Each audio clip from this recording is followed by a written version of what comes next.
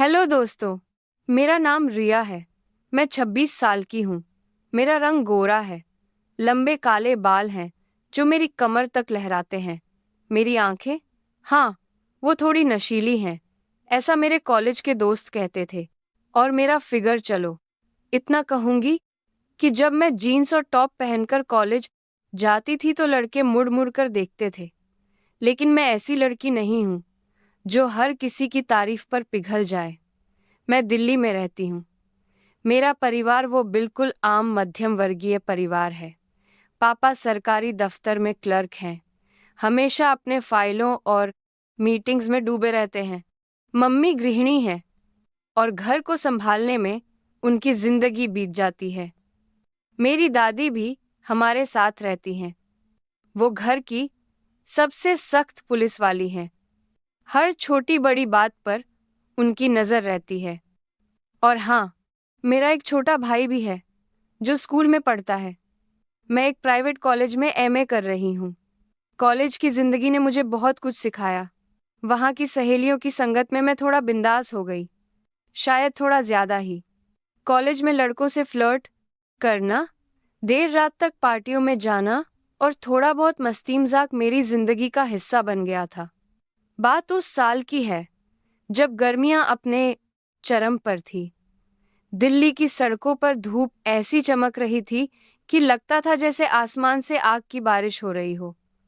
College की छुट्टियां शुरू हो चुकी थी और मैं घर में ही थी। बाहर निकलने का मन नहीं करता था। गर्मी की वजह से मैं ज्यादातर अपने कमरे में एसी चला के बैठी रहती थी। हमारे घर का एसी पिछले कुछ दिनों से ठीक से काम नहीं कर रहा था। हवा तो फेंकता था, लेकिन ठंडक गायब थी।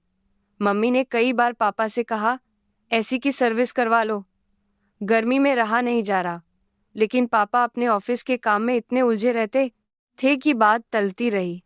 एक सुबह पापा ऑफिस के लिए निकल रहे थे। मम्मी ने फिर याद दिल आया, सुनो, आज तो एसी वाले को बुला लो। पापा ने हाँ में सिर हिलाया और जेब से फोन निकालकर एक नंबर डायल किया। वो नंबर था विजय का। विजय हमारे मोहल्ले में AC, fridge and washing machine ठीक करने का काम करता था। पापा ने उसे कहा, विजय भाई, आज दोपहर तक आ जाओ, एसी की सर्विस करनी है। मैं उस वक्त अपने कमरे में थी। पापा की बात सुनी, लेकिन ज्यादा ध्यान नहीं दिया। मैं अपने फोन में इंस्टाग्राम स्क्रॉल कर रही थी। गर्मी की वजह से मैंने एक ढीला सा टॉप और शॉर्ट्स पहन रखे थे। मेरे बाल ऊंचे जुड़े में बंधे थे। दोपहर के करीब 2:00 बजे थे।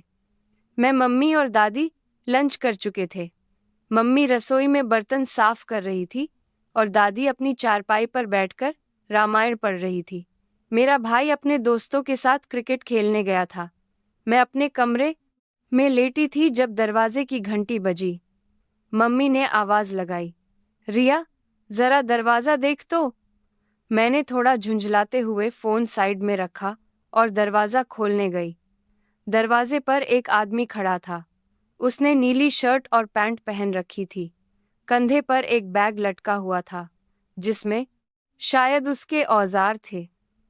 उसकी उम्र शायद 40 के आसपास, लेकिन उसका शरीर वो ऐसा था कि मेरी नजरें उस पर टिक गई। उसकी बाहें मजबूत थी और शर्ट के ऊपर से उसकी मांसपेशियां साफ दिख रही थी। उसका चेहरा धूप की वजह से थोड़ा सख्त लगता था, लेकिन उसकी आंखों में एक अजीब सी सादगी थी। हाँ जी, एसी की सर्विस के लिए आया हूँ, उसने कहा। उसकी आवाज में एक गहरापन था जो मेरे कानों में गूंज गया। मैंने उसे ऊपर से नीचे तक देखा और हल्का सा मुस्कुराते हुए कहा, अंदर आइए। वो अंदर आया और ड्राइंग रूम में रखे एसी की ओर बढ़ा। मैंने दरवाजा बंद किया और अपने कमरे की ओर जाने लगी, लेकिन मेरे कदम धीरे हो गए। मेरे दिमाग में कुछ और ही चल रहा था। मैंने सोचा, यह आदमी, इसमें कुछ तो बात है। मैं रसोई में गई और मम्मी से बोली, मम्मी, मैं अपने कमरे में हूँ, कुछ चाहिए तो बता देना। मम्मी ने कहा, ठीक है, लेकिन जरा नजर रखना, कोई अनजान आदमी है घर में। मैंने हंसते हुए कहा, अरे मम्मी, पापा ने बुलाया है, क्या होगा? लेकिन मेरे मन में कुछ और ही था। मैं अपने कमरे में गई लेकिन दरवाज़ा थोड़ा खुला छोड़ दिया। वहां से मुझे ड्राइंग रूम में वो आदमी विजय साफ दिख रहा था। उसने अपना बैग खोला और एसी की सर्विस शुरू कर दी। उसकी शर्ट की बाहें चढ़ी हुई थी और उसकी मांसपेशियां काम करते वक्त उभर रही थी। मैं चुपके चपके उसे देख रही थी। मेरा दिल थोड़ा तेजी से धड़कने लगा। विजय अपने काम में डूबा था। उसने एस्तास चियाची एसी का फिल्टर निकाला और उसे साफ करने के लिए एक कपड़ा मांगा। उसने ड्राइंग रूम से आवाज लगाई, कोई है, जरा एक कपड़ा दे दीजिए। मैंने मौका देखा। मैं अपने कमरे से निकली और रसोई से एक साफ कपड़ा लेकर उसके पास गई। कपड़ा देते वक्त मैंने जानबूझकर अपनी उंगलियां उसके हाथ से छुआ दी। उसका हाथ गर्म और मजबूत था। मेरे दिल की धड़कन और तेज हो गई। लेकिन विजय ने कोई खास प्रतिक्रिया नहीं दी। उसने कपड़ा लिया और शुक्रिया कहकर वापस अपने काम में लग गया। मुझे थोड़ा गुस्सा आया। ये इतना सीधा कैसे हो सकता है? मैंने सोचा। मैं वापस अपने कमरे की ओर गई, लेकिन इस बार मैंने अपने टॉप को थोड़ा और ढीला कर लिया। संगीत, मैंने सोचा, अगर ये इशारा नहीं समझेगा तो कुछ और करना पड़ेगा। मैं दोबारा ड्राइंग रूम में गई और बिना वजह के वहां रखी मैगजीन उठाने लगी। मैगजीन उठाते वक्त मैं जानबूझकर थोड़ा झुकी ताकि विजय का ध्यान मेरी ओर जाए, लेकिन वह अपने काम में इतना डूबा था कि उसने मेरी ओर देखा तक नहीं। मुझे अब थोड़ा चैलेंज सा लगने लगा। मैंने सोचा, दिखती हूं तब तुम कितना सीधे बनते हो। विजय ने काम खत्म किया और ऐसी कुछ चेक करने के लिए चालू किया। ठंडी हवा आने लगी। उसने मम्मी को बुलाया और कहा, भाभी जी, काम हो गया। अरे नहीं, अब ठीक है, मम्मी ने खुश होकर कहा। वाह विजय भाई, आप तो कमाल हो। कितने पैसे हुए? विजय ने कहा, 500। मैंने मौका देखा। मैंने मम्मी से कहा, मम्मी मैं दे देती हूँ। मैंने अपने पर्स से पैसे निकाले और विजय को देते वक्त फिर से उसका हाथ छुआ। इस बार मैंने थोड़ा ज्यादा देर तक छुआ और हल्का सा मुस्कुराई। विजय ने पैसे लिए और बैग उठाकर जाने लगा। उसने मेरी मुस्कान को नजरअंदाज किया और मम्मी से कहा, अगर कोई दिक्कत हो तो बता दीजिएगा। मैंने दरवाजे तक उसे छोड़ा। जैसे ही वह बाहर निकला, मैंने एक गहरी सांस ली। मेरा दिल जोर जोर से धड़क रहा था। विजय का चेहरा, उसकी आवाज, उसका शरीर, सब कुछ मेरे दिमाग में घूम रहा था। मैं अपने कमरे में गई और बिस्तर पर लेट गई। मैंने सोचा, ये आदमी, इसे मुझे फिर से देखना है। विजय के जाने के बाद मेरा मन बेचैन था। मैं बार बार उस पल को याद करती जब मैंने उसका हाथ छुआ था। उसका गर्म स्पर्श, उसकी मजबूत बाहें, सब कुछ मेरे दिमाग में छा गया था। कॉलेज की छुट्टियों की वजह से मेरा बाहर जाना बंद था। मेरे दोस्त, मेरी मस्ती, सब कुछ गर्मी की वजह से थम गया था और अब विजय ही मेरी कल्पनाओं का केंद्र बन गया था। मैंने सोचा कि अगर मुझे विजय को दोबारा देखना है तो कोई बहाना चाहिए। अगले दिन सुबह मैंने एसी का प्लग निकाला और उसमें थोड़ा पानी डाल दिया। संगीत, फिर मैंने मम्मी से शिकायत की। मम्मी, एसी फिर से खराब हो गया। रात को ठंडी हवा नहीं आ रही थी। मम्मी ने परेशान होकर कहा, अरे अभी तो सर्विस हुई थी, चलो विजय को फिर से बुलाते हैं। मैंने मन ही मन मुस्कुराते हुए कहा, हाँ मम्मी, आप पापा को बोल दो। पापा ने विजय को फोन किया और उसे दोबारा बुलाया। इस बार मैंने पहले से तैयारी कर ली थी। मैंने हल्का सा मेकअप किया और एक ऐसी ड्रेस पहनी जो थोड़ी टाइट थी।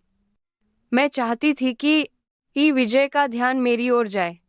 विजय दोपहर को फिर से आया।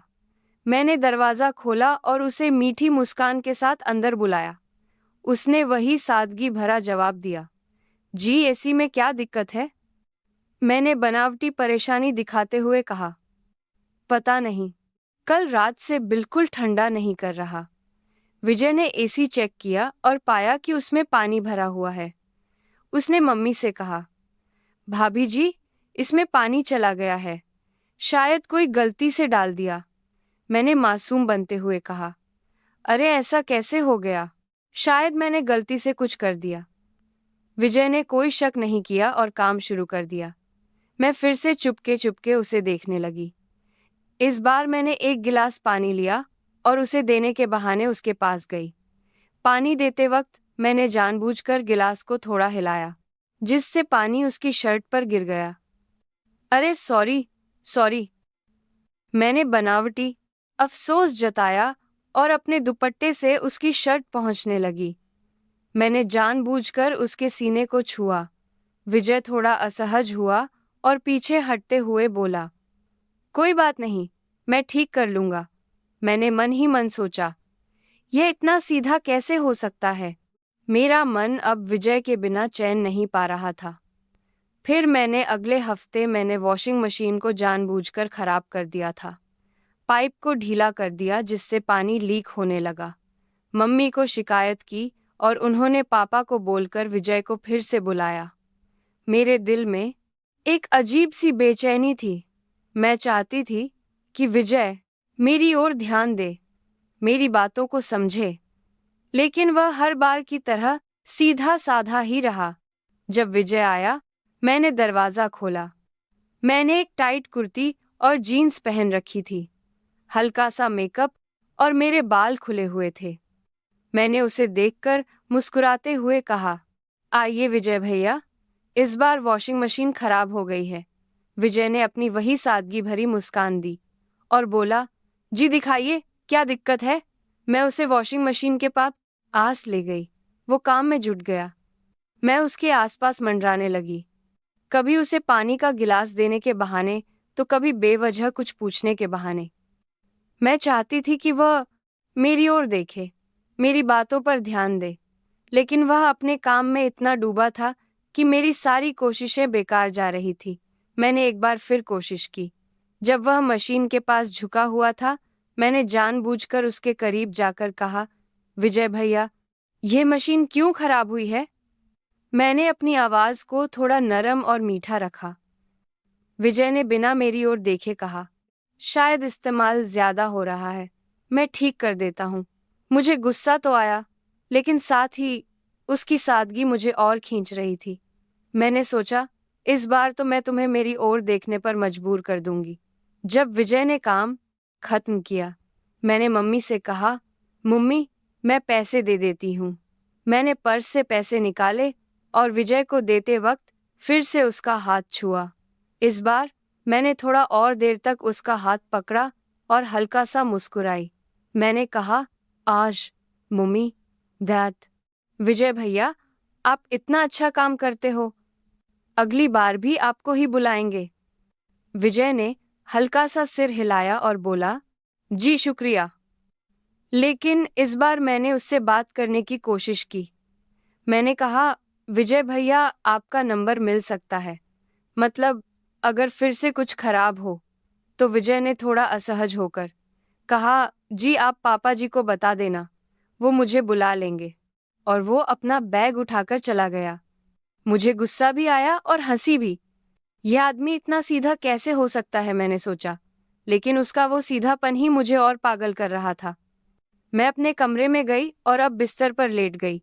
मेरे दिमाग में बस विजय का चेहरा घूम रहा था, उसकी मजबूत बाहें, उसकी गहरी आवाज और वो सादगी भरी मुस्कान।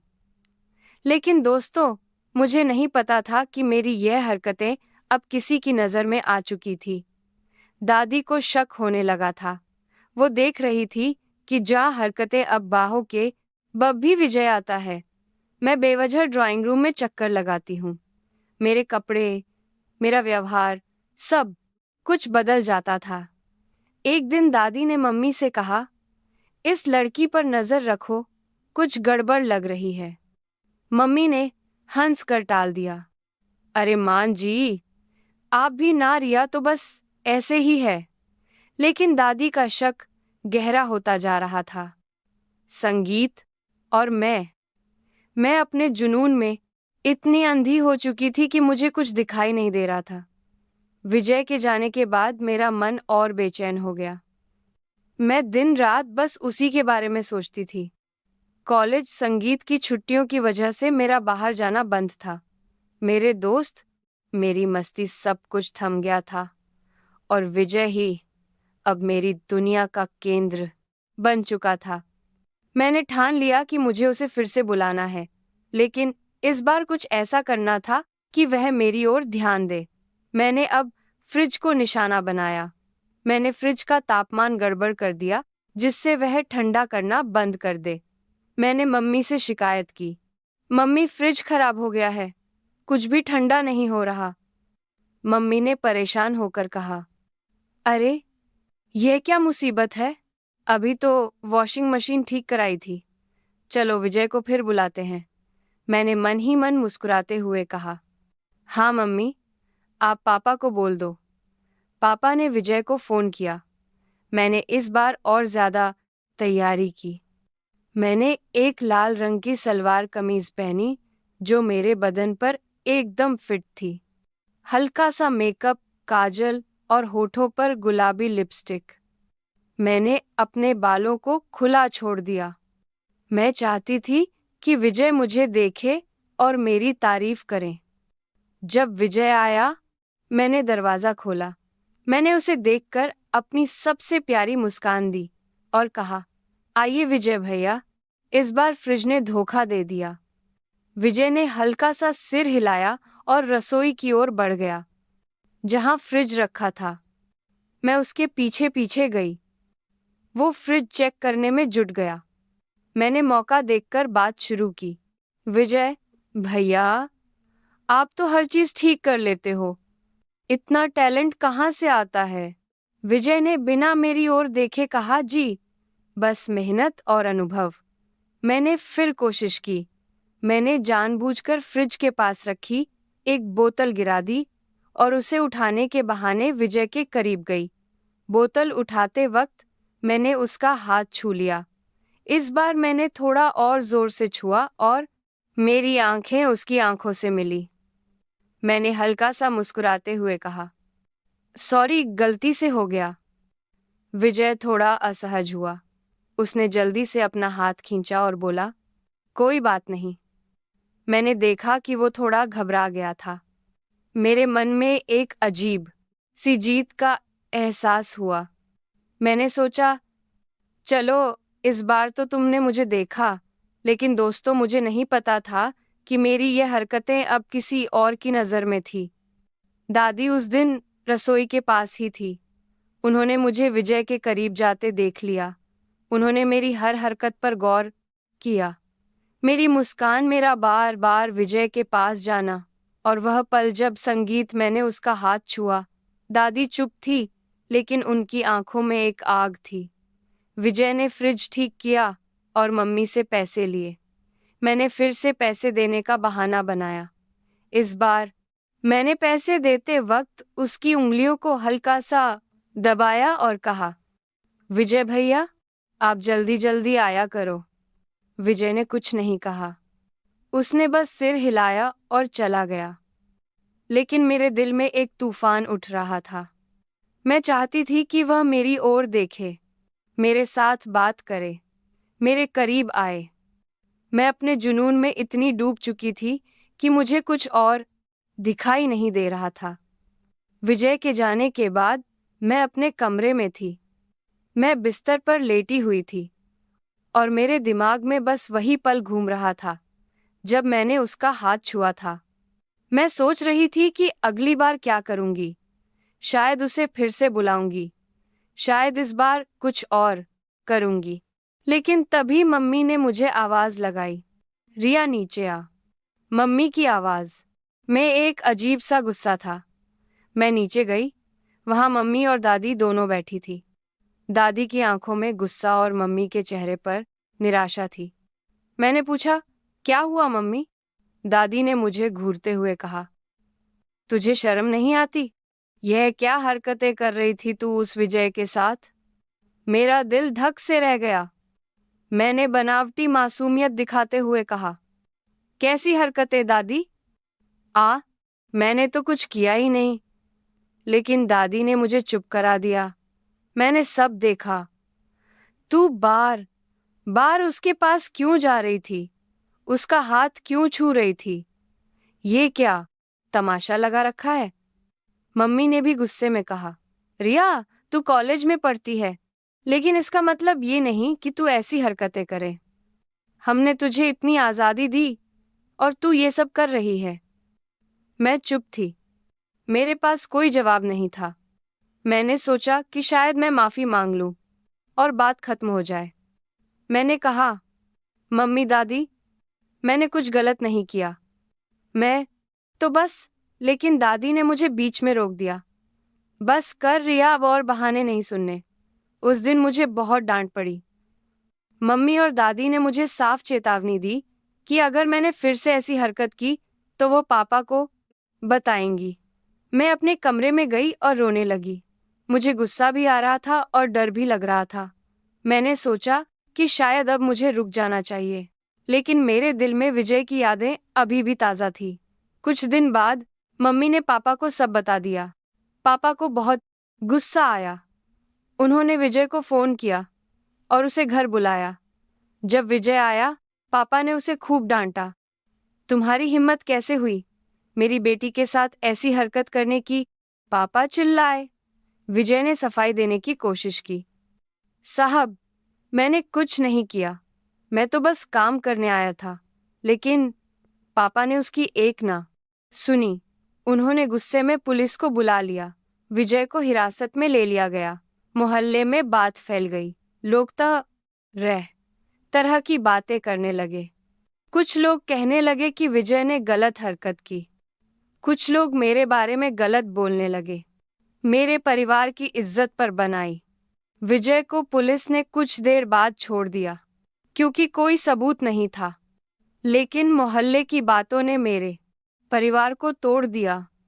लोग मेरे बारे में, मेरे चरित्र के बारे में गलत गलत बातें करने लगे। मेरे परिवार ने फैसला किया कि मेरी शादी करा दी जाए ताकि बातें बंद हो। कुछ ही महीनों में मेरी शादी एक अच्छे लड़के से हो गई। वो मुझसे बहुत प्यार करता था और मैंने भी अपनी जिंदगी को एक नया मौका देने का फैसला किया। लेकिन मोहल्ले की बातों से तंग आकर हमें दिल्ली छोड़कर दूसरे शहर जाना पड़ा। नया शहर, नया घर, नई जिंदगी, सब कुछ बदल गया। मैं आज भी उस गर्मी की छुट्टियों को याद करती हूँ। वो दिन, वो गलतियाँ और वो जुनून। मैंने अपनी जवानी और आज़ादी का गलत इस्तेमाल किया और इसका खामियाजा मेरे पूरे परिवार को भुगतना पड़ा। लेकिन दोस्तों, मैंने अपनी गलतियों से बहुत कुछ सीखा और आज मैं चाहती हूँ कि आप मेरी कहानी से सीखें। दोस्तों, मेरी कहानी से आपको 3 बड़ी सीख मिलती हैं। पहली, गलत संगत से हमेशा बचो। मेरी कॉलेज की सहेलियों ने मुझे बिंदास बनाया, लेकिन उस बिंदासपन ने मुझे गलत रास्ते पर ले गया। दूसरी, अपनी इच्छाओं पर काबू रखो। मैंने अपने जुनून को काबू नहीं किया और इसका नतीजा मेरे परिवार को भुगतना पड़ा। तीसरी, परिवार की इज्जत सबसे बड़ी होती है। मेरी एक गलती ने मेरे परिवार को शर्मिंदगी झेलने पर मजबूर कर दिया। तो दोस्तों, जिंदगी में हर कदम सोच समझकर उठाओ, क्योंकि एक छोटी सी गलती तुम्हारी जिंदगी को हमेशा के लिए बदल सकती है। दोस्तों, तो यह थी मेरी कहानी। उम्मीद है आपको यह कहानी पसंद आई होगी और इससे कुछ सीखने को मिला होगा। मेरी गलतियों से मैंने बहुत कुछ सीखा और मैं चाहती हूँ कि आप भी अपनी जिंदगी में सही रास्ता चुनें। अगर आपको मेरी कहानी अच्छी लगी हो तो प्लीज़ इस वीडियो को लाइक करें, अपने दोस्तों और परिवार के साथ इसे शेयर करें ताकि वह भी इस कहानी से कुछ सीख सकें। और हाँ, नीचे कमेंट करके ज़रूर बताएं कि आपको इस कहानी का कौन सा हिस्सा सबसे ज़्यादा पसंद आया। आपकी राय मेरे लिए बहुत मायने रखती है। अगर आप ऐसी ही और दिलचस्प कहानियाँ सुनना चाहते हैं तो मेरे चैनल को सब्सक्राइब करना ना भूलें और बेल आइकन दबाना ताकि आपको मेरी हर नई वीडियो की खबर मिले। चलो, अब मैं चलती हूँ। फिर मिलते हैं एक नई कहानी के साथ। तब तक के लिए बाय बाय।